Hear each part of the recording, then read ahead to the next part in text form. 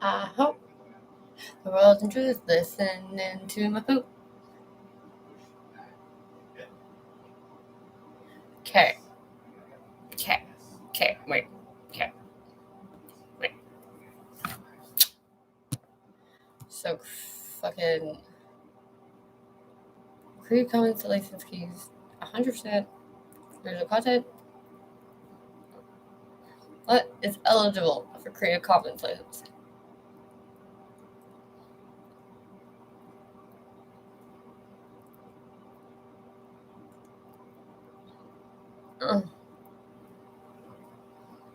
Uh-huh.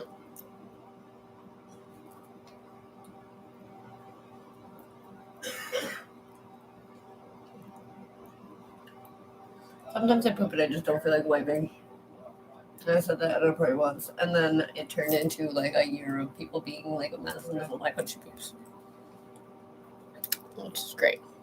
It's great. Some examples are your originally created content, other videos marked with CC by, videos in the public domain. Oi! Yeah, I'm coming. Jack, eat your food.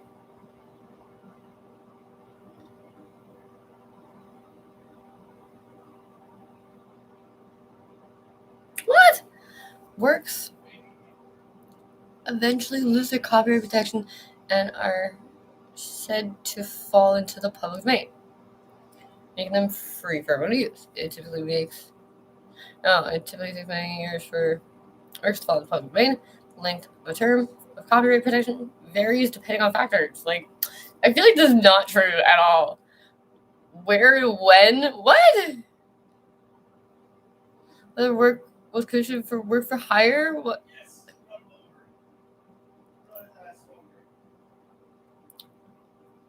In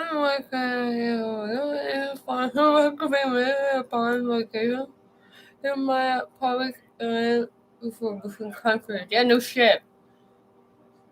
It is your responsibility to verify that a work is in the public domain before you upload to YouTube. So get me the fucking dictionary of every fucking public domain. Like, it doesn't make sense. There's no official list. Okay, good follow up. This is fucking dumb. However, there's some useful resources. Gee, awesome. Like, copyright information said it. So this, so you gave yourself like fucking basically a get out of jail free card. Like, it's to be like, oh no, this one, not that one. Like, fucking, that's stupid. Both offer grades may blah, blah, blah. None of these entities, including YouTube, can guarantee that all works linked to are free from copyright protection.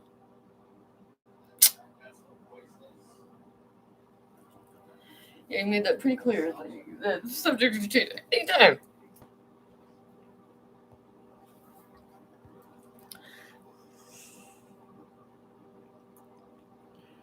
Fanfics, sequels, translations, spin-offs, adaptations, and so on. Try to get legal advice. Are you kidding? Before uploading videos that are based on characters, storylines, elements of copyright protected material. What? Oh, I'm assuming it's because, like, the WHO, is that why? It's fucking misinformation for fuck COVID. Is that actually why we're changing all this? European Commission's website have some helpful information. WIPO has a list of international intellectual property. Oh my god. The above sites are referred to for educational purposes, and YouTube doesn't endorse them. So why did you put...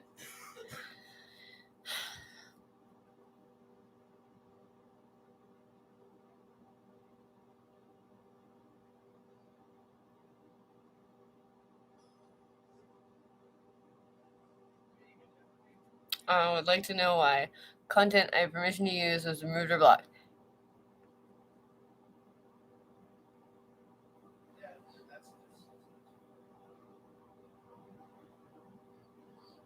Okay. However, before you dispute or send a counter notification, ask yourself a few questions. Are you the copyright owner of the material in your video? Do you have permissions to alter private material in your video? What? Is your video covered by fair use, fair dealing, or similar expectation under the cover that? If one of the conditions above, you may want to research the most appropriate dispute process or consult an attorney. Are people actually fucking getting attorneys to fucking make fucking bullshit YouTube videos? Like, that's fucking, what are we doing here?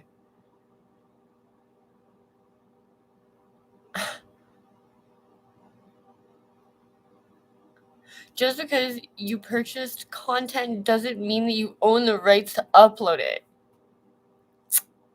Uh-huh.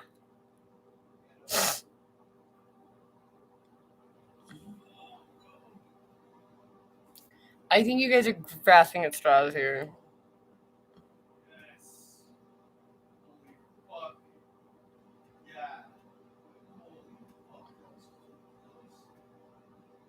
Wait. First of all, I wanted the fair use. That's what I clicked on. And you gave me the overview of the first rule of copyright. Creators should only upload videos they have made or that authorized use means they shouldn't upload videos they didn't make. What? Or use content in their videos that someone else owns the rights to, such as music tracks, snippets of copyrighted programs, or videos made by other users without necessary authorizations. Fair use. Fair use is a law that allows the reuse of copyright protected material under certain circumstances without getting permission from the copywriter. However, fair use is determined on case by case basis. Different countries have rules that accept the material without copyright owner's permission. In the U.S., oh my fucking god. In the U.S., works of commentary, criticism, research, teaching, or news reporting might be considered fair use, but it could depend on the situation. Thanks. That was very clear. Oh, you guys created audio library. Thank you. You fucked in the head. This is like a fucking... You can't do that.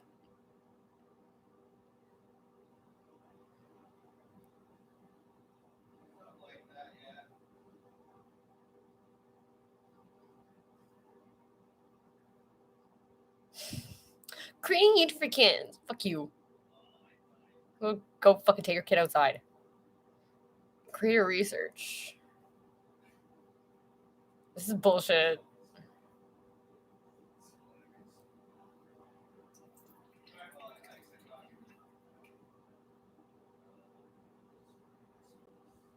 How YouTube works. Thank you. In case you're literally fucking Helen Keller. Helen Keller? Like...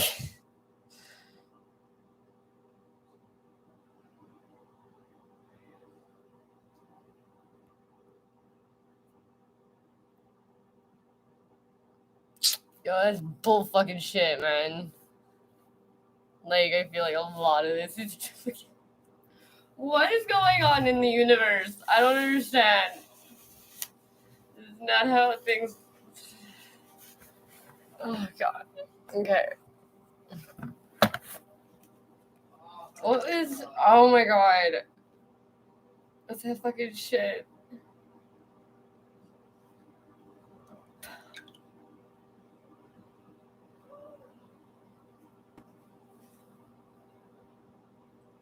Something about prevention.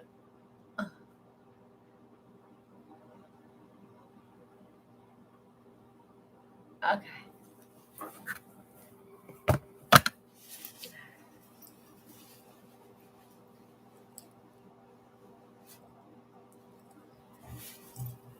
Oh, good. Goody. Okay. So what's the point of live streaming then? Because literally that means I have to be in a white room. Like, and not really talking either, apparently. But even then, I can't like have other people in my vicinity. I don't. It's fucking stupid.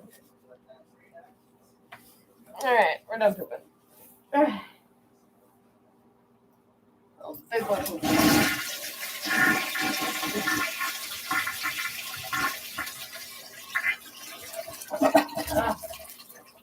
What? Guess what? I gotta wash my hands. Do I wash my hands? My shit on them.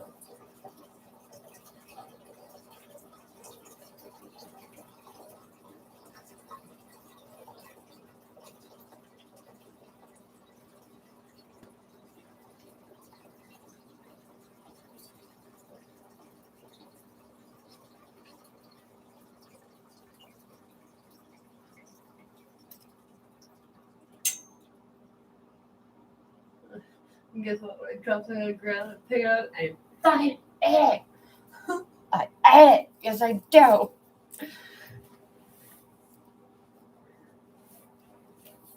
Okay, let's do this.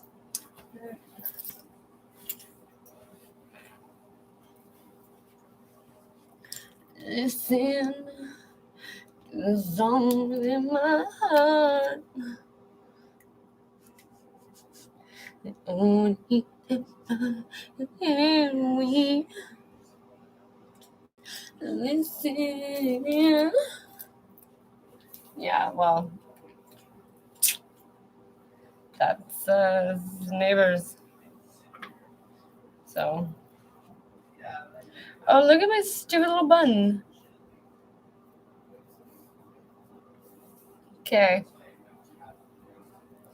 That, I think that is, yeah, it is right there. Right? Heh. Heh. Ah. Heh. Yeah, but like, you know what? Everybody does it, so fuck you. We all pop our pimples. Ow! I haven't popped other people's pimples. And then fucking people ask me to pop the pimples. I'm like, no, I don't just do this for everybody. There's a whole show about it. I forgot. Oh, because I need to fucking do my eyebrows. Right. Yeah. I think I got it. Right there. Oh, there.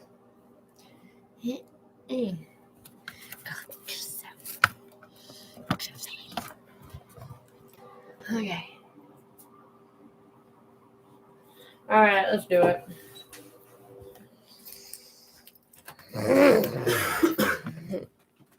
Yeah. Yeah. Right. It's great. Yeah. Mhm. Because you're all heavy armor. Like you usually have like either a giant two-handed weapon or you have a shield. And shield weighs a lot too. Yeah. So, like a knight, for instance, it's like you gotta have a lot of endurance, vitality. Yeah, because it's your stamina. The heavy. Yeah. Yeah. The heavier you are, like the more stamina it takes. Yeah, it does. And then dexterity, you need a little bit, like depending on like. Yeah, it's funny. Yeah, but like, there's actually some cool like for you actually. I would say just, like maybe put something into faith. Yeah, for our warrior because like you use like kind of lighter armor, faster weapons. So you're lighter on your feet, and like this, at least, like, because you always have mana, you always have a little bit of mana. So if you have the talisman of like healing. I don't know. There are talismans you can buy at the store too, but yeah, I think it's only costs like you have to have 10 faith or something, or 12 faith, and you can use a free healing spell. Yeah, instead of using like your potions all the time, you'll get like maybe 2 or 3 good heals. I think it's 10. It might be 10 or 12. Yeah. Yeah, at the store.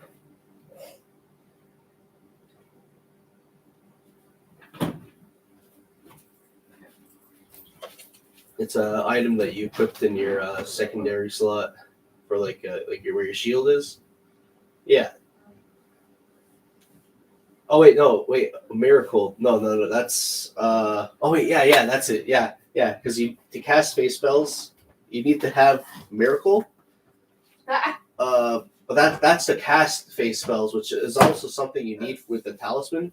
But the talisman itself has a healing thing at the store.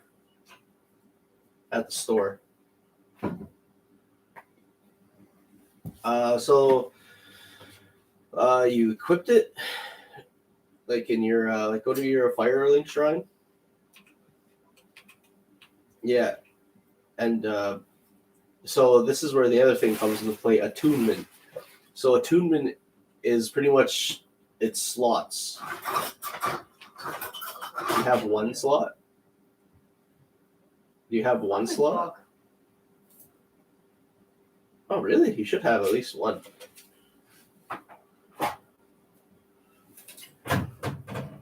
Yeah.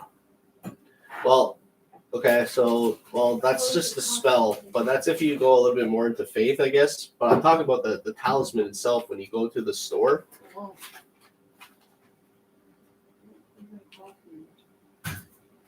So even if you, yeah, well,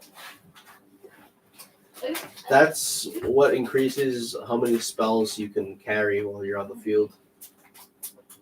So like right now, I only have 2. I got my pyromancer ball and that like rock. But, Sorry, I'm so sorry. What you need is it's called talisman. See the weapon skill. It's called unflattering prayer, or unfaltering, whatever. A free heal, and then you can like add it to your extra slots for your secondaries. But every time you do that, it adds more weight. This extra stuff you're actually carrying. Yeah. So like it's the same thing for like if you want to do a sorcerer, you have to buy the sorcerer's staff, and you can put that in the secondary. I know there's some people that actually play with 2 staffs, and where your shield is. Yeah, you should have 3 slots.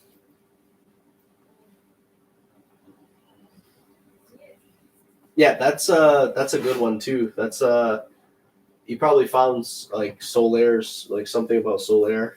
You found it somewhere. Yeah. Yeah, it's a bigger one. That does like probably either a bigger heal or it does like a AoE heal. Yeah, some of these talismans like they do AoE heals and shit. Or like you're in a boss fight or like PvPing, you just heal up like all your friends or whatever, and bam.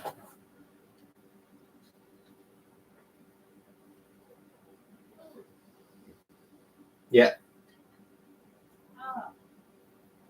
Yeah, it'll ring the bell and then you'll heal. Yeah. And it's just free heals because like if you don't use mana at all, I mean, might as well have it. And like honestly, like you delve into faith a little bit if you like want it. It's like you got really good spells too. Like you got a lightning bolt you can like cast. I think there's one you can call lightning down from the sky. Give your weapon lightning, like white hat lightning weapon. There you go, my husband.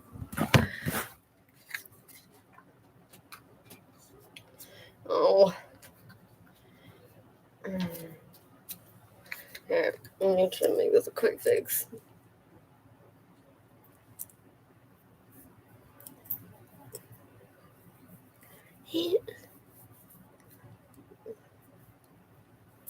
Okay, gotta hurry up because it's like burning daylight. What day is it? It's Saturday, huh? I just never know what time or day or month or week it is. I think I know the year at least.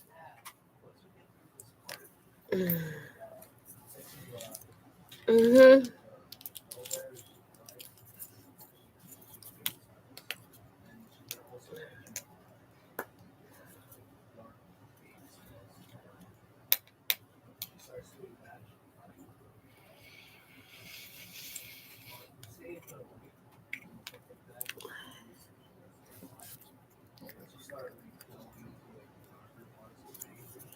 Okay. Jump on it. Jump on it. Da, da, da, da, da, da. Why?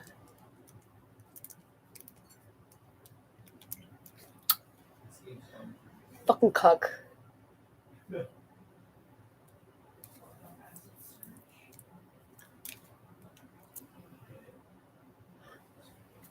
Find out. All you users, device influence. What? Why?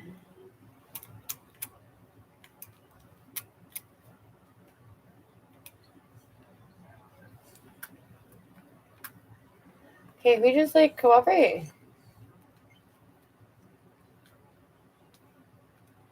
Go.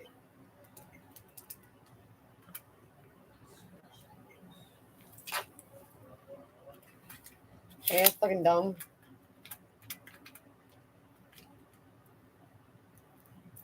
Why am I finding on guest account? That's stupid. Cause they'll go on my fucking thing. You saw me, I called him fat.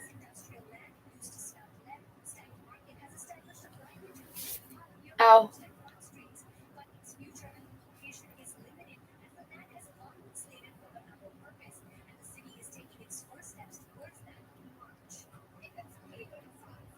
Okay, yeah. Okay, let's do this sassy bitch. You got the fucking attitude. This is not what I want. I don't want to watch a child drinking. Big time. The city of Toronto is conducting an environmental assessment in the area, which is the future site of a park. The process means businesses have to close through March and April, chosen mutually with Stacked as they are typically slower months at the market. But the owner of cookie and ice cream store Pandora's Box says the timing isn't great for them. No shit, eh? Are already the slow months for all businesses. March and April is where you start seeing a little bit of pickup and the closures. While the businesses along Bathurst Street can remain open, the city says the ones inside the market must close because the assessment involves drilling boreholes and installing monitoring wells to sample soil and groundwater Oh, using heavy really? machinery. Okay. Closure makes sense just because the site is like a public space, and like ultimately the customer needs to feel safe like in this environment. Ken Chow, owner of And the only way you Designs, could says do he's that taking it in is stride by because he giving built full up the control of online the side of his business during the government. pandemic lockdowns. As a business owner, you have to be resilient, especially in this time. Stacked founder Matt Rubinoff tells City News in a statement that the market learned about the environmental survey in 2020 and that the closure is in its tenants' agreements. Staff did tell us in advance. I just hope that everything gets done on time. That's the only Why the fuck are you talking about this then? Like, ice cream is very seasonal, right? While I businesses know. The fucking bitches need their fucking ice cream. Like, and I was like to know, like, fuck man, leave. Dr. Sakib Shahab says underreporting of Shut up. I'm not hearing none of that nonsense Imagine that a anymore. building is going in next door to you. It can be clad in one of these common materials. If you had to choose 3 that you liked and 3 that you disliked, which ones would they be? Engineered wood, concrete, limestone, metal. Oh, yeah, brick, totally. Yeah, vinyl, you know. Stucco, natural wood, Ow. concrete, brick, or glass. Hey, everybody. I surveyed my audience and Fucking found that people had very clear preferences when it comes to building material. The first trend is people like traditional materials, clay bricks, wood, and limestone. Meanwhile, only 14% said glass, 13% said concrete brick. I'd and say the whatever plastic is the bricks, most the sturdy. oil reproduction, the most Whatever take of all, I want to do the just least of 6%. repairs on. But there is more to it than that. It also Oh, really? depends There's on more what is building on things the than that? Although only 6% of people list vinyl as one of their favorites, if their street already has mostly vinyl housing, the people who prefer it more than doubles. What the fuck is 14%. vinyl housing? In my town, the existing housing stock is often made from limestone and brick. That creates a very strong preference amongst people who live here. A natural building material? Like it. That matches the rest of the street. Oh, love it. 83% of people listed clay brick as one of their favorite building materials. guess. And only 2% said that it was one of their least favorite. People love clay brick. So what the fuck is happening here? So what the fuck is happening here?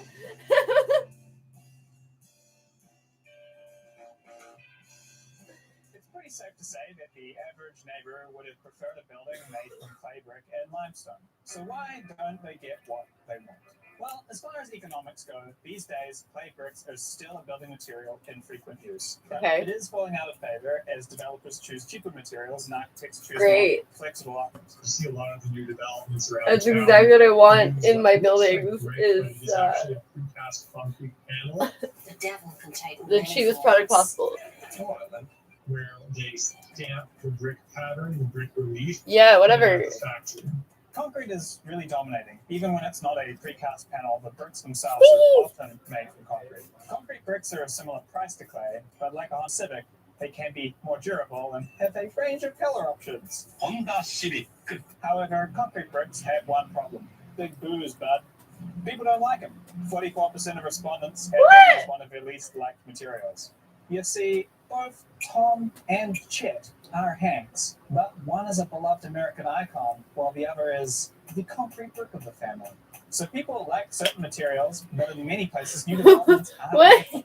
And the problems that causes are much more than buildings can do. Housing Let's get into yeah. it. So imagine that building going in across the road from you. It's going to be clad in one of your neighborhood's least favorite materials. For you and your neighbors, it's all relative. But let's use the ones that people in my city choose as their least favorite. That's concrete, vinyl, and stucco. So something Fuck like a stucco. concrete foundation with It's just vinyl fucking siding hideous. higher up. Or maybe even some accented stucco Like, just features. burn down. If I your building's imagine made of this stuff, building it's to fucking burn be it. complex. But to be fair, if this building was designed by an architect, it would probably just be concrete and vinyl sidings higher up, something like that. Now take this building, the building that's made out of a material that you really don't like, and ask yourself, what's the maximum height you'd want that building to be? Now imagine a different development, but this time the exterior is one of your most favorite materials. In my city, it would be a limestone foundation with clay brick upper levels and some wood accents. So Yeah. the balcony is made out of wood. Does your maximum height, when it's made out of one of your favorite materials, go up? Well, for most people I surveyed, it certainly did. When a building was clad in one of those least liked materials, heights reduced by 25%. And even amongst the density fans in my audience who said the same height no matter what, people were still 3 times as likely to say they were happy with the development when it used one of their preferred materials. So if you went into this neighborhood in really? Montreal Like- and said, hey, I'm building a 3-story walk-up, by simply What are building the it out of ones, brick instead of like, concrete, you'd probably find that the neighbors would be It's willing to down put the up with an street, then entirely wood, new apparently. floor on top. So that's another couple of units.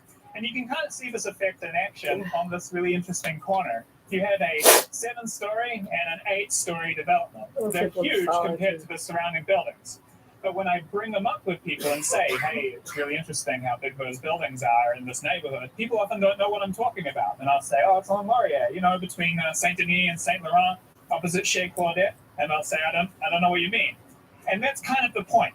They just don't stand out that much. Even though they're huge and they're built in a quite different architectural style to the traditional buildings in the area, the simple fact that they're made out of a fairly familiar looking material just helps them blend in. And therefore the neighbors just don't mind them as much. Or at least that's my theory. This is the reason exterior cladding is actually really important. If every constructed building in the city could have 25% more units simply by choosing a new cladding, that's thousands of additional units built a year. And all of that is density. The good stuff. If you said to developers, swap those concrete bricks and you get 25% more height, that is a deal they would take. So why isn't everything around here made floor and the wall are pretty much separate. The first issue is And I'm not quite sure fucking what is holding up this building anymore. Made out of your favorite material, with laundry, sprinklers, private balcony with a supportive partner who says things like, I support your decision to create a YouTube channel with not one but 2 videos about bricks. But my survey shows that people dock much more off their purchase price when removing these amenities than when changing what the building is clad in. Even though in that same survey, I would they like just it to said be they wouldn't want a standing, new though. building made out of concrete bricks going in next door. I even asked a question which showed these same developments in my neighborhood, but from the 2 angles. One showed the shiny concrete brick side, and That's the other ugly. showed the traditional clay angle That's of the alright, very guys. same building complex. 80% of the locals preferred the red clay brick side of the building. I even had a little suggestion box for what they would change about the building. They were the architect, which ended up being like a 2-minute hate for modern condos. These shitty little white and black boxes. Less glass, more of some other material. Like Redesign the black and white area with more fitting colors. Remove the white and black edition and get rid of that. So this is what I call the aesthetic tragedy of the commons. When we're living in our multifamily building, looking out the window, the average, in this case, Montrealer, wants to see nice clay brick buildings. It doesn't even need to be expensive limestone. But we open our wallets much wider for in-suite laundry or private balcony than we do to prevent our own building being an eyesore in our neighborhood. Selfishly, it's the one building you can't see out your own window. That's issue 1. Issue 2 is architects. Architecture is an applied art. Like most creative professions, their careers have this tension. It's the same tension that the art world has. Joe Citizen doesn't really like the cutting edge or experimental stuff. Joe Citizen is into landscapes, bowls of fruit, and Renaissance street scenes. Architects don't want to be stuck spending their careers painting fucking fruit bowls. I have something to express. I mean, they just spent years getting overqualified for their job, so, we have to give them something. They also know that certain things are going to become like the sushi of buildings. What's that? Sushi. You're gonna eat that? A kind of weird, acquired taste in the 1980s that not that many people are into. That then becomes incredibly popular and mainstream, but like 40 years later. The general public, though, are not building foodies.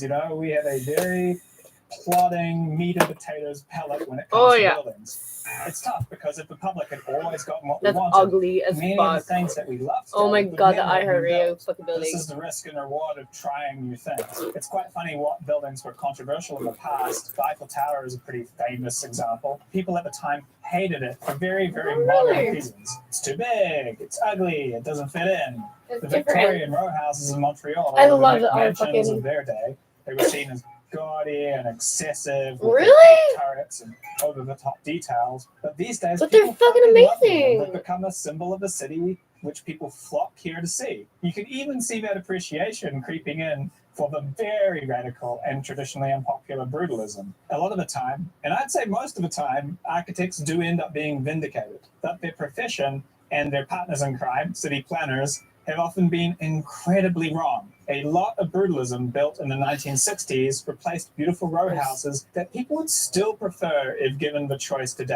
Architects Dude, have like, a very dismissive that attitude. fucking building towards is us so players goddamn over all hideous. this. Architects do want to build stuff to fit in and improve the area. They're a key pillar in the built environment. It's just they're not seeing the building the same way that Joe Citizen does. Joe Citizen is seeing the size of the building and what it's clad in. And often that is about as deep as it goes.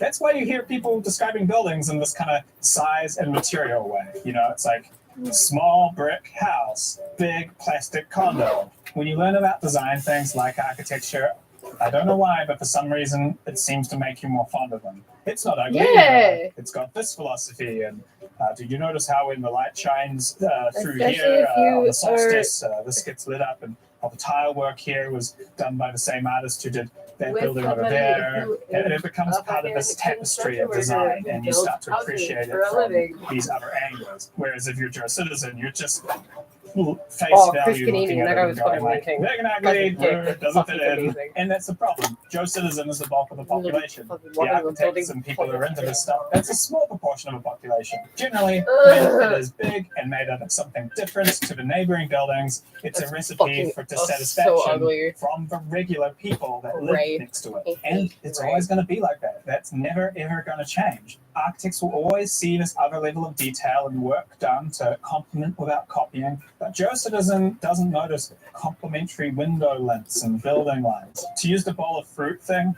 like if here's your traditional bowl, the architect sees this like abstract bowl and is like, oh, neat, kind of tip of the hat to the bowl of fruit tradition, but it's like a different table. Joe Citizen just says like, I want to live next to that. Materials are important to regular people because they're human scale. People understand brick and wood and concrete a lot more than they understand nuanced things in the building form. Right now, architects are into colored bricks, contrasting architecture, deconstructivist balcony patterning, there's metal panels. I hate the polished fucking concrete panel and shit. glass. I don't They're not understand. really into traditional architecture at the moment. They don't want to do fruit bowls. And therefore, Joe Citizen is often being told to suck it. And of course, we do have bureaucratic and community mechanisms to review projects and their aesthetics, but they're just not very well aligned with Joe Citizen's views. Yeah, well, Because, you know, if you're who becomes not a judge? fuck you. Lawyers. And who becomes a principal? Teachers. And who ends up being on the panel making the call on building aesthetics? Architects. Naturally, they're the experts. When you look at the composition You'd of think. the committees that consult and decide the direction or aesthetics, architects usually form the bulk of the members, of course, because they're the right people to give specific and useful feedback to other architects. Oh, If the fuck. panel was made up of What? Joe Citizen, they would be Fucking saying things expertise like, on things? well, we know it from the survey, they would be saying, replace the black bricks with a limestone facade, which architects know is like unreasonably expensive in the modern era. Limestone facade, fully stocked quarry hall. No way. Projects designed by architects being approved by architects is not a conspiracy. It's just as good an idea as we can come up with. But it suffers a lot from groupthink. As a former architect, I think that this architect is just brilliant. Aesthetics are actually a serious issue that gets shrugged off by people who are trying to get more housing density built. Hey, what are you going to do? You know, they'll always resist more housing. It just comes with the territory of building housing. They don't want it. Does it have to be like that? Is there really no difference? Or are we chopping 5, 10, 20% of our housing developments by ignoring this obvious fact? People will tolerate a higher density building when they like the way that that building looks. Could building stuff that doesn't fit in out of radically different materials end up being a mistake? Yes. Could it be wrong, not because it's aesthetically wrong, but because dismissing the public's preferences for fruit bowl buildings has inflamed NIMBYism? Yes. Could we figure out some way of giving developers extra floors for cladding buildings and materials that the public prefers? You're goddamn right we could. So I know that people are wanting me to tie these episodes together or wrap them up in this kind of thing with a detailed solution, but this is a 2-hour-long series on a very complex topic. We're kind of in the earlier episodes in the run, and they're mostly about admitting that we have a problem. There's still plenty of people who are saying things like, oh, it's not about housing supply, it's about foreign investors, or they're saying, oh, it's we need to do to solve the housing supply crisis is densify suburbia. And you're like, okay, well, 30 years later, housing prices are real fucking expensive. Doesn't seem like suburbia really wants to do that.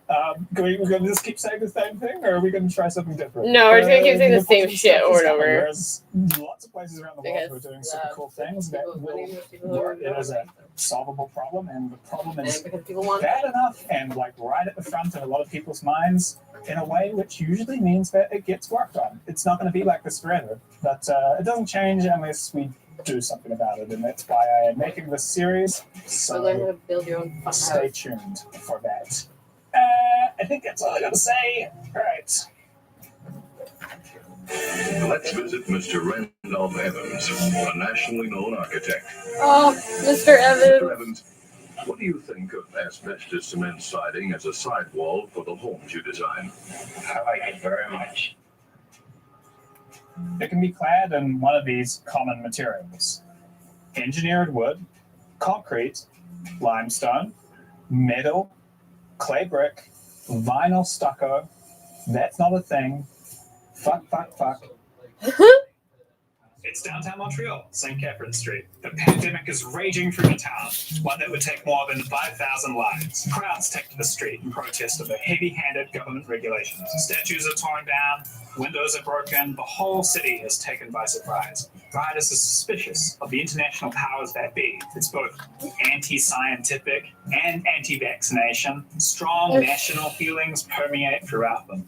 But it's not COVID, it's 1885. This was the Red Death. Ooh. In another episode of Montreal, rowdiest city on the continent, I was walking down St. Catherine the other day on my way to film a bunch of bike lanes that I had heard are sexist. What? Trying to explain that now. But coming down the road, you can see a whole bunch of flags. Quebec flags, American flags. It was pretty obvious from a distance that we had a bunch of yahoos situation. And yeah, this protest was crazy. But Montreal, we have been here before. In March 1885, a patient called George Longley, a railway conductor, presented himself at Hotel Dieu. At the time, the nuns asked, why here? Why did you not go to Montreal General, given that you're an Anglophone Protestant? Montreal General had rejected him. So why would the nuns be praying especially hard that night?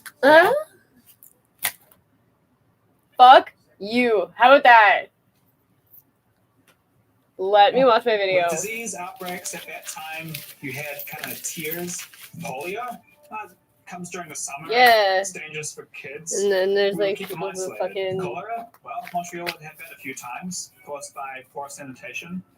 We fixed the sewer system. But the Red Death was caused by the human killer, the apex microbial predator for our species, smallpox. Smallpox just killed and killed and killed. Yeah, because we like to dish out pox blankets. COVID has a fatality That was the thing rate we did. of, a few percent, and mostly affects the You're elderly. welcome. Smallpox has a fatality rate of around 30% and mostly kills children.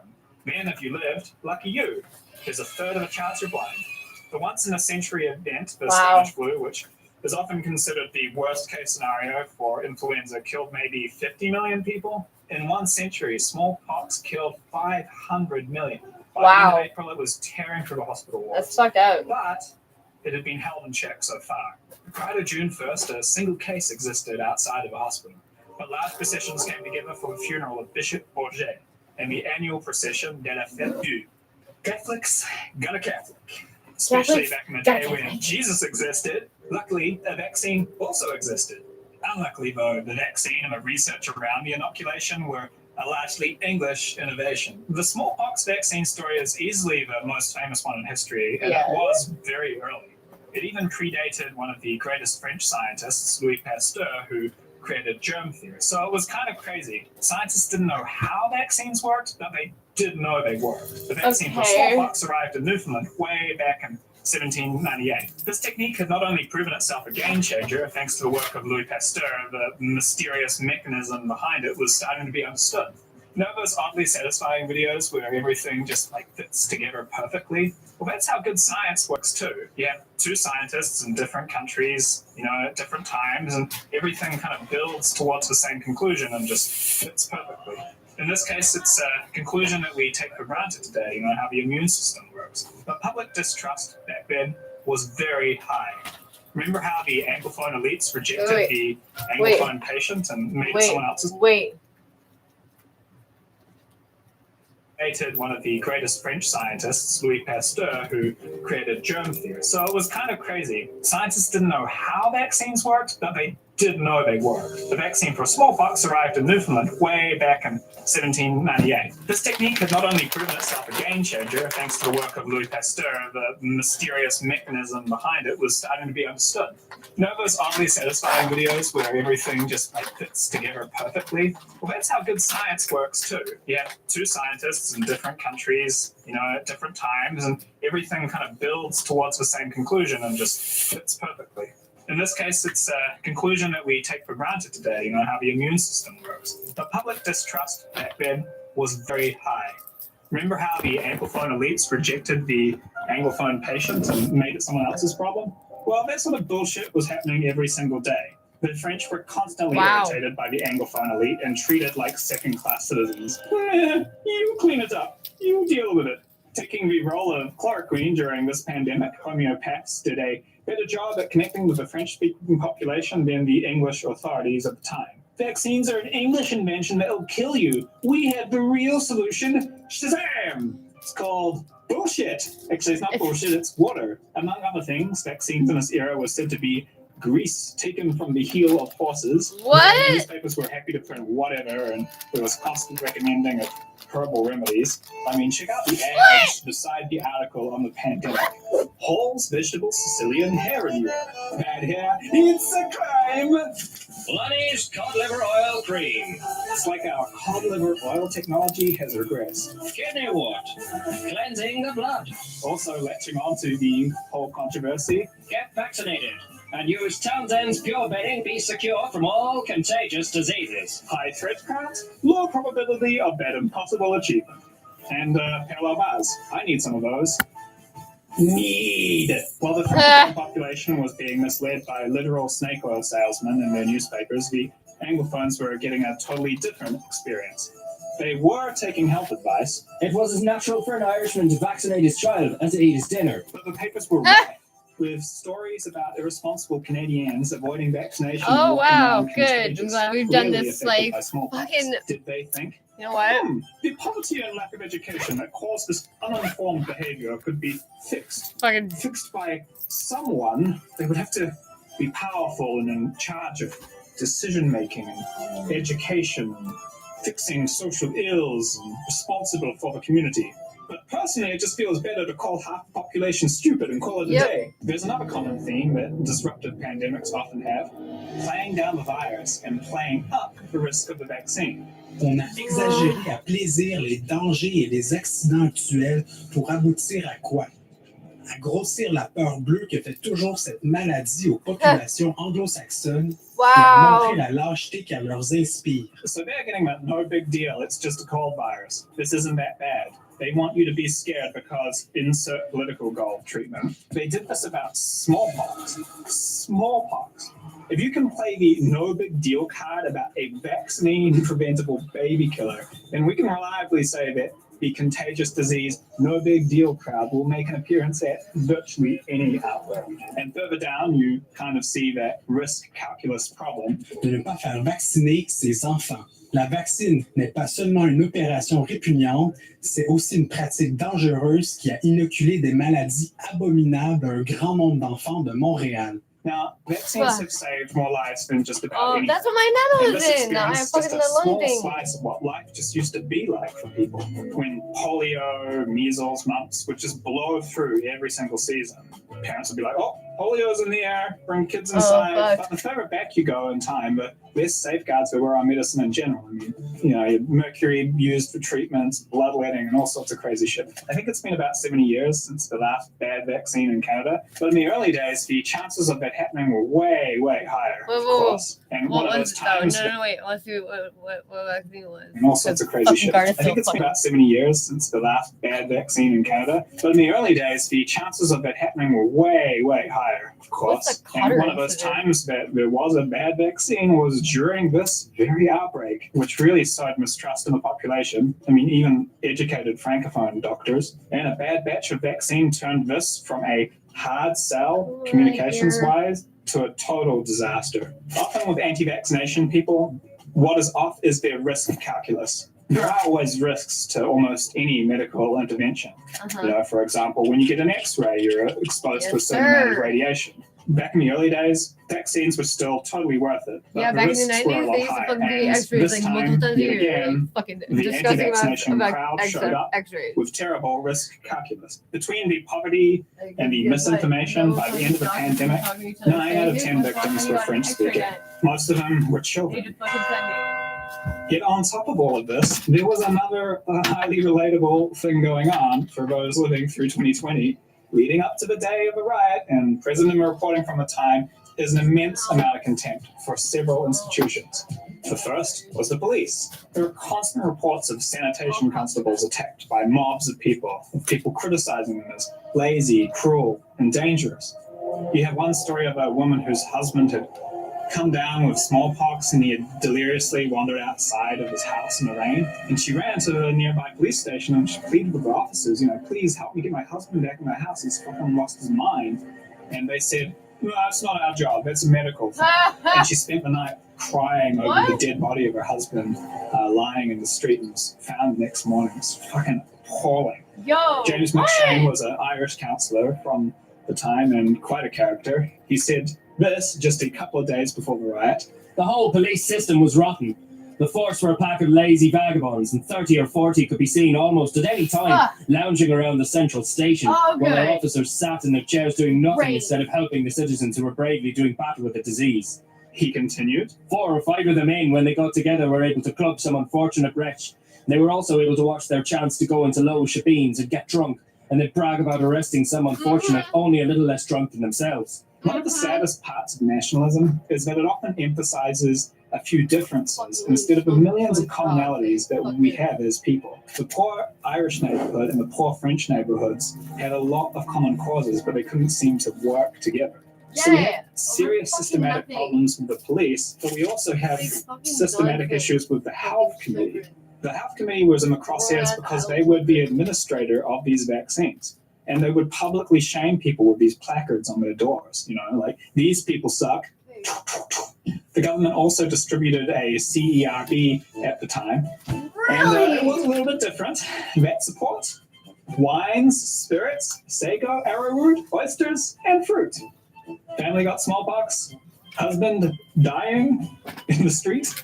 Here's a grand bouteille d'alcool pour toi et ta famille. Good. You see the gasoline?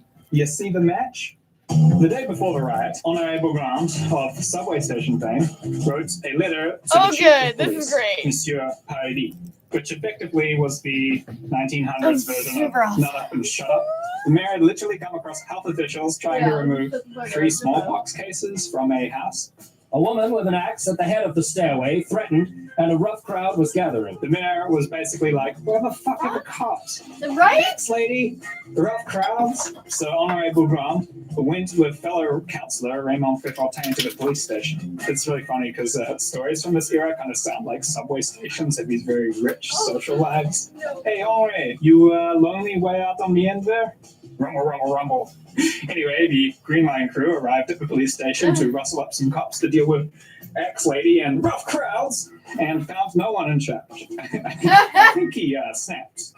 Had we've had enough of this bullshit time. So he wrote a letter to Monsieur Paradis, the chief of police, and the city council. He had to write this letter because he was sick with flu-like symptoms. Which does make me kind of wonder. Hi, Mr. Mayor. We're a rough crowd full of smallpox. So at the council meeting, hours before the riot, acting Anglophone Mayor Ray took over the mayor responsibilities of running the council meeting. The city clerk commenced the meeting by reading his letter to the council as a first order of affairs, and it was resisted at first, but eventually it got read. A sign of problems to come in this incredibly dysfunctional council meeting. Here is part of the letter.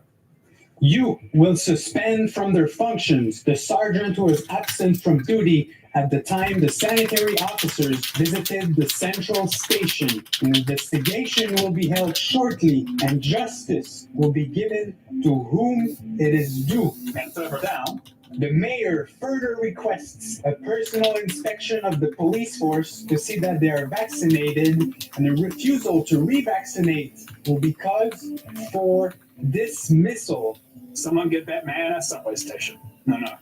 Make it a terminus. Jack Ranian then addressed council saying, The force was good and better than that of any city in the world, the man being brave and devoted. McShane basically then said, what the fuck are you talking about? Councillors had more letters than ever showing that the chief and his organisation failed to do their duty. It was not his place to scratch the backs of policemen. He then went on. They had lots of detectives, but what did they do? Arrest little boys and old women.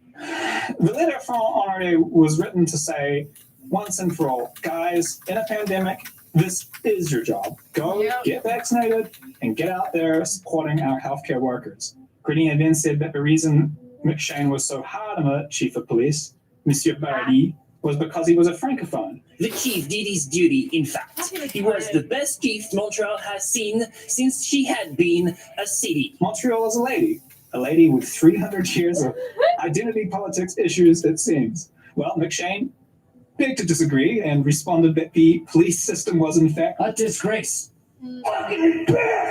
This caused a substantial squabble between McShane and Grenier, so much so that the mayor ruled the whole question out of order. So instead of the city council endorsing a rational message to the police to take on a task during the pandemic, to lead by example and be vaccinated, to admit that the police force were doing a kind of shitty job, the entire issue was basically rejected. The acting mayor thought the issue was put to rest, but simply put the match closer to the gasoline. Later in the meeting, a letter was read about a member of the health board resigning, which triggered, I guess, the Alex Jones of the city council meeting to pipe up. Alderman Ranville appeared to think this a good opportunity to get in a word on the smallpox question. He stated that another proof of the bad order in which vaccination was held was the riot that morning on St. Catherine Street East. All doctors admitted that vaccination was hurtful. Oh, God. Cries of no. This caused a massive debate to break out about mandatory vaccination. The public were under a false impression as regarded compulsory vaccination. God, really? What was proposed was isolation as far as possible. Too much. Children were not to be taken from their mothers by force, neither was it the intention to force revaccination. Councillor Stevenson, who had been watching all of this going on for 3 hours at this point, said that he had seen city councillors in the past criticize the press, but the inaction of the council that afternoon justified anything the press might say or had said when one saw a list of 238 deaths within a period of 7 days. Adjusting for a population that would be like 4,000 deaths a week for Montreal today. The council should at once have extended a helping hand to those poor dying creatures, yet it had wasted from 3 until 6:15, and nothing had been gained but obstruction. This is the toxic and unproductive political backdrop to the events of that evening. From the Daily Witness.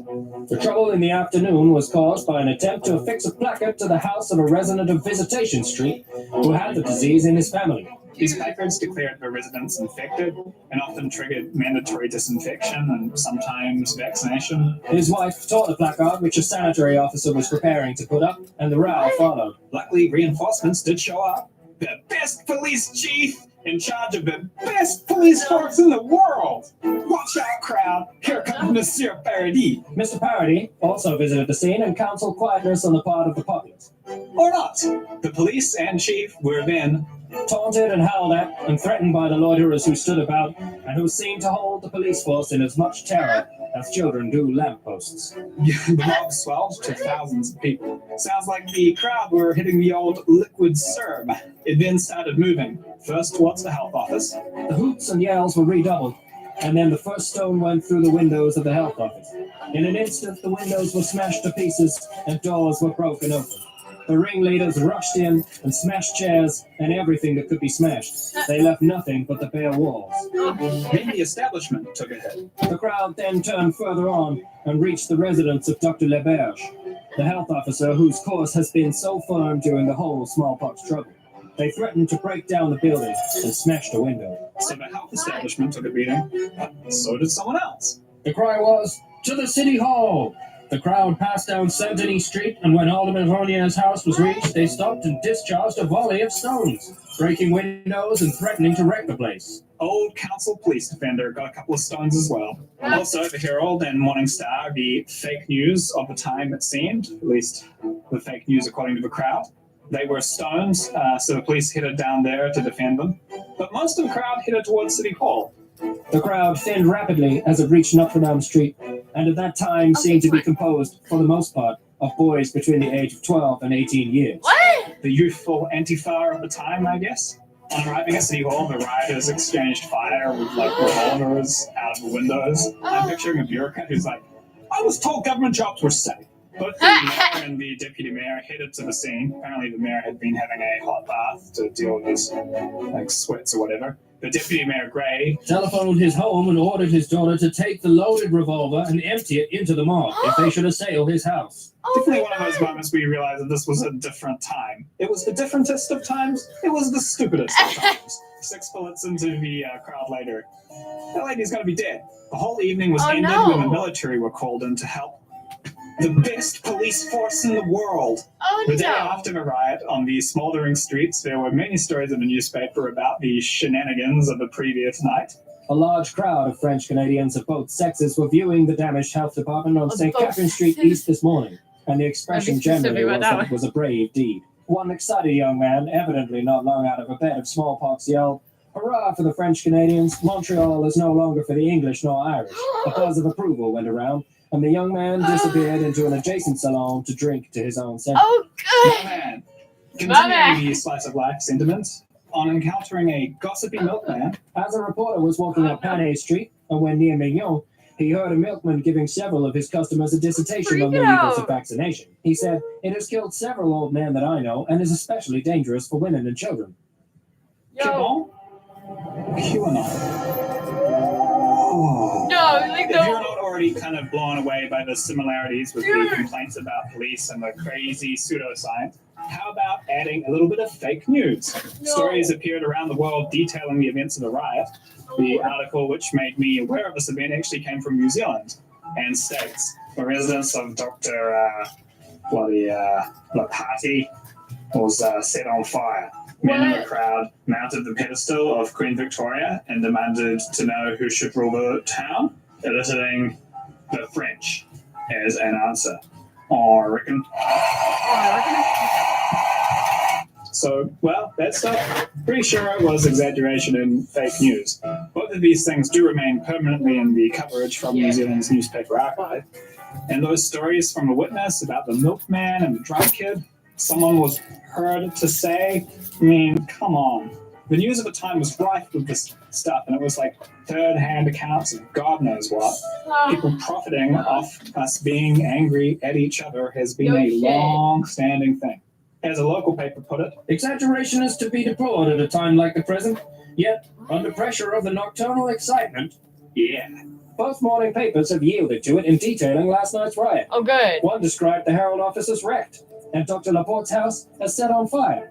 Neither report is Oh true. my god. Very likely, New York, Chicago, Boston, and other cities will be told today that Montreal is in a state of siege from smallpox Dude, savages, what? as well as from disease. Such journalism is as bad as rioting, and far worse in the mischief it does.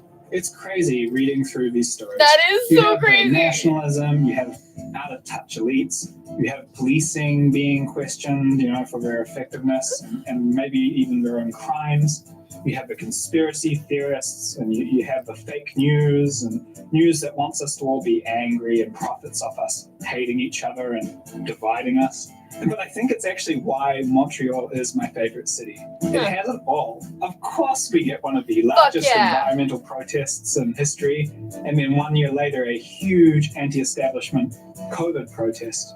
If you find humanity interesting, I don't think there's a better vantage point than this city. I looked it up, and the term identity politics was coined in 1977. But we've been on the front lines of it in this city for hundreds of years. And get used to it. It's never going to be easy to be Montreal. We just have so much more work to do to get along than other places.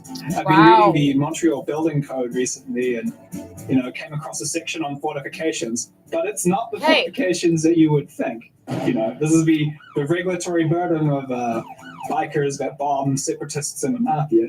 Yet still, people flock here from around the world, like this asshole. Like Even this though asshole. for most people, Toronto would be so much easier. Oh, It's easy to be great. cynical about all of this. Please give me and see Doug people Ford. as predictable. And At least Doug Ford's like out you and have like inputs literally like shoving people social outside. inequality and linguistic challenges, Like, one mic- failures in leadership. Like, Everything is my going along, fucking city not has super fucking smoothly, dump but trucks it works. all over the place, Then you just throw chilling. a global pandemic into the cogs, and maybe Oh some my social God. upheaval in our largest economic partner. Somebody and kill me. those same inputs will pretty reliably and obediently make the same outputs. But I can tell you from the story of Montreal this time, there is something different about this pandemic. We're actually doing better, although it often doesn't feel like it. I know. Do you see people with revolvers shooting into crowds of protesters? Oh, not yet. That would be fucking stupid, right? Well, in the past, people thought that was a great idea. Do we give booze and oysters to people with the virus? No, oysters No, are we far too locked them in our expensive. fucking How many homes. Booze politicians them up. have you seen attacked by widows with axes. The proportion of the town back I'm then about who to be that refused fucking vaccines lady. and thought it was a conspiracy was much, much higher than it is today. We have improved as a species. And it's not Yay. surprising. I mean, people back then were just fucking straight up far less educated. A lot of those people could not even read. We see that same complaining about people not taking masks seriously. But if it was killing a third of the population, I think that even stupid people would be doing the calculus right this time. And despite the disappointment from our shit politicians, the scientific institutions that we've built over the last couple of centuries have been crushing it. Fastest vaccine development in history. Quick, rapidly adapting to information. Research coming in from all corners that rapidly answers questions that policymakers and politicians didn't even know they needed. Information that people in 1885 could only dream of. And that's what the most encouraging thing is for me, because given that humanity is this predictable machine with predictable outcomes for predictable inputs, all we have to do is tweak the machine and these inputs to do better. And the people that study this machine and talk about the inputs and make suggestions to the politicians are the exact same people that have proven themselves during this pandemic. Scientists and researchers. So from Montreal, a city that represents all that is human, the good and the bad, we've been here before, but worse. And we're going to be here again, but better. Yay! You know those oddly satisfying videos where everything kind of fits together? Those oddly satisfying videos where... Anyway. Pornhub! Alright. Pornhub! Family got smallpox. Husband dying in the street. Maybe that's why he wandered out into the rain. He had a bit too much of a CERB. Simply put the match closer to the gasoline. That's fucked up. Maybe it's corny. Dude, what? Maybe it's not. We'll have to see if it ends up in the edit. Telephoned his home and ordered his daughter to take the... Oh, fuck my life. Please end me. I don't want to live on this way.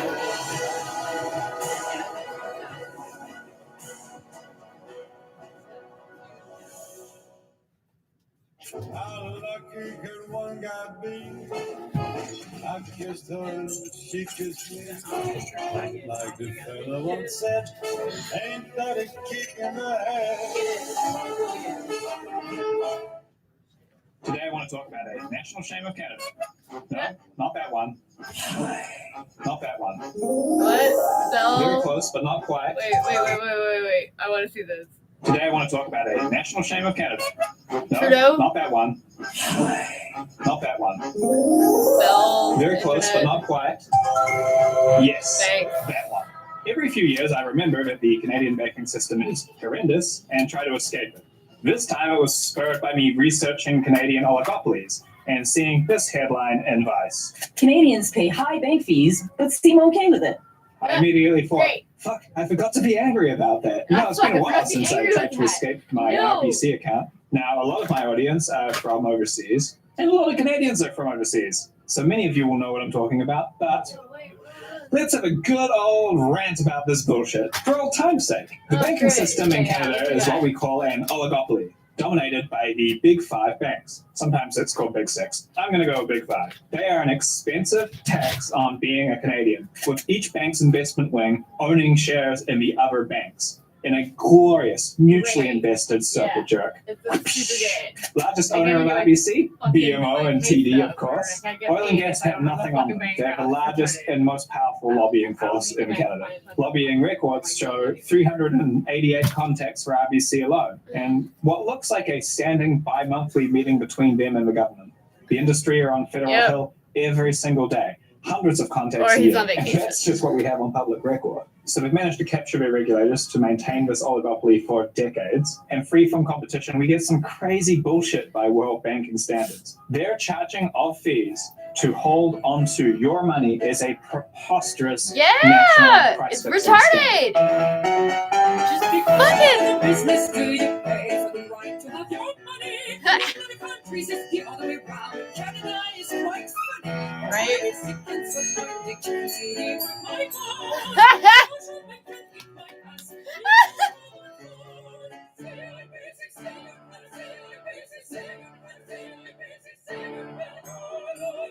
greatest song in the universe. It should be our new national anthem.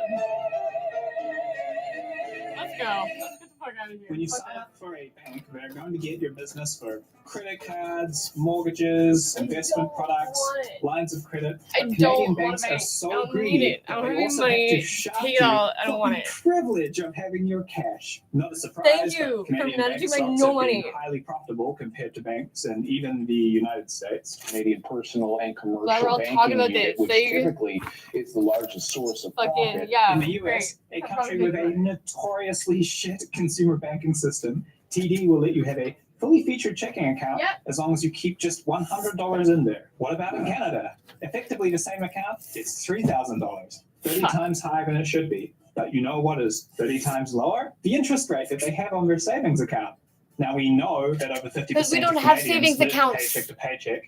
And of course, we also know that the people who maintain an account balance of thousands of dollars to avoid paying those fees also own stock, which My means father's that in retired effect, twice, Canada is applying a and they shocking still are regressive paying off their taxation home. on the country, taxing the poor I'm in not bank like some fees crazy to give junkie. to the rich Like- shareholders. But if you're What rich, is you should actually be happening? more annoyed. That $3,000 you put in the accounts to avoid paying fees of $131 could pretty easily Yep. be earning you $300 a year if Yep. that was put into an investment. You're actually getting screwed over more than a poor person because of opportunity cost, and you should just pay the fee. The bank that you have your money in is using that $3,000 to make the money that you should be making. Damn very good. But I haven't even started. Being open on a you weekend is don't. rare and celebrated. Being able to automatically send a transfer, two-factor authentication as well, which is ludicrous given that we know they won't pay out if you get hacked. Imagine a rental car company that said, here's a rental car, the lock is broken, and you're liable if it gets stolen. And again, Scotiabank, for example, have two-factor auth for their international clients, but not for Canadians. A high-interest savings account with an interest rate above inflation doesn't even exist. In Canada, if a billionaire puts all their money in a high-interest savings account from one of our big banks and got in a time machine, they would end up being poor. Crazy truck driver. And the system, where is the memo line so that when you transfer money to someone, they know where it came from? Every month, I have to log into my RBC account to send my rent to my landlord. There I am greeted by the transfers from my roommates, which I have to go into my email inbox to figure out who they came from. Still want to pay your rent this month, Paige? Sure do, RBC. What's that random deposit? It's an e-transfer. But from who? E-transfer. But who sent it and for what? E-transfer. The net result of this is the average Canadian pays for a garbage product that most other people on the planet get for free. If this is news to you, welcome to Canada, where we pay $200 for Ask Jeeves, while everyone And you don't else in have the a world choice, has 'cause you Google wanna get for your nothing. paycheck. Now multiply this out over telecoms, airlines, groceries, and even engineering firms, and you start to see why this oligopoly problem is so huge for the country. How many deposits on a house are missing from your account? How many kids are wearing old shoes? How many people are working past their retirement age? Anyway, focusing on my so problem at bad. hand, can I close my RBC account and stop paying at least one of these bastards? So what I really want is a bank account with no fees that I can use in Quebec where I live, and it isn't feeding the beast of an industry. Is there a way to save more money while helping make our country more competitive? The first suggestion you often get is Tangerine, which was a bank started by Yeah, ING. but everyone just No signed up for fees, Tangerine because they modern want interface and $300, approach, like- and taking away business from the big five banks. That competition seemed like it would force the price of banking down. If just 5% of the market went over to Tangerine, the other banks would have to match that price, meaning that all of us would save. When a young Canadian goes over to Tangerine, it saves money for their parents as well when that bank decides that they need to match those low fees. But in 2012, Scotiabank ended up buying ING Direct and turned it into a flanker brand. What is a flanker brand? Well, Canadians know them all too well from another bullshit corner of the economy. Fido for Rogers, Fudo for Telus, and Virgin for Bell.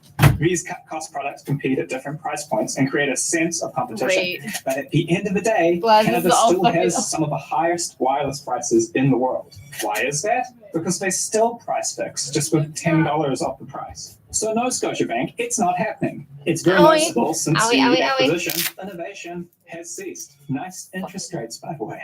I looked around some of the smaller banks like Paid like National and fucking literally Laurentian $20 Bank, for and my their couch fees are the constantly same. at zero. Also, Laurentian Bank's website seems to have been built in 2001, so no.